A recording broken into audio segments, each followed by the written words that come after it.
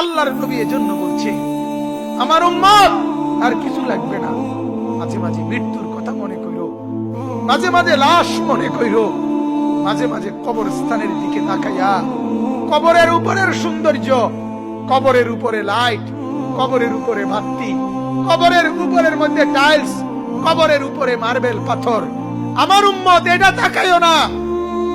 এই তরতাজা মানুষটা যে একটা বালু লাগতে দিত না শরীরে, যে কোনোদিন একটা জামা ময়লা পড়তো না, যে লেপ আর কম্বল ছাড়া ঘুমাইতো না, যে সোফা ছাড়া বসতো না, যে 3 বেলা খানা খাইতো, 2 বেলা নাস্তা করত, যে কত মানুষের সাথে হাঁটতো ফিরতো, ওই জলজ্জান্ত মানুষটা ওই মাটির মধ্যে কবরের ভেতরে আলোহীন বাতাসহীন, খাদ্য খাবার বসত ভিটা, কোন রকমের আসবাবপত্র ছাড়া এভাবে বছরের পর বছর পড়ে আছে। কি আশ্চর্য!